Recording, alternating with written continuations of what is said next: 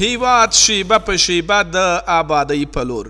په کندوز ولایت کې د ټولګټو چارو ریاست مسؤلین وایي په دې ولایت کې د 80 میلیونو افغانیو په ارزښت د پلي شوو پروژو کار 90 سلنه بشپړ شوی او نږدې ده چې ګټې اخیستنې ته وسپارل شي.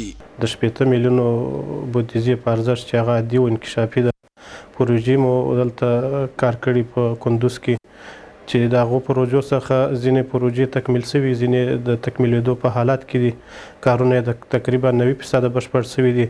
د خان آباد پروژه نو هم تقریبا 90% بشپړ شوې ده او اوس یې کار عملا جریان لري.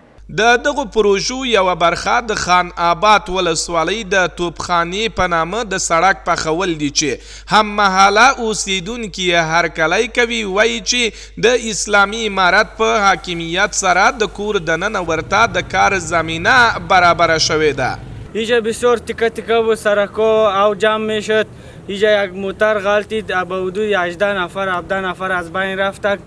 دیگه اینجا مردم بسیار چیکت کلونو که باید اینجا سرک قیر شوه. دا سرک دغه د پاجنه مخکې د دلته تجارانو مشکلاتو د عام خلکو مشکلاتو د سرک باندې ډیرو کلو ته او ډیرو ولسوالیو ته دا لاره غځېدلې ده او موږ د امارت اسلامي نه خوشحاله چې دغه نورې پروژې هم موږ ته پلي کړي تر څو اشتغال ځایي شي او د خلکو دپاره د کار زمینه مساعده شي. د کندوز تخار د لوی لارې د ترمیم ترڅنګ په خان آباد ولسوالۍ کې د توپخانې د سړک 2.5 کیلومترو قیر کېدو کار په داسې حال کې په چټکتیا سره روان دی چې په دې ولسوالۍ کې اوسیدونکي د اسلامي امارت له مشرتابه نه د لا پراختیایي پروژو د تطبیق غوښتونکي دي.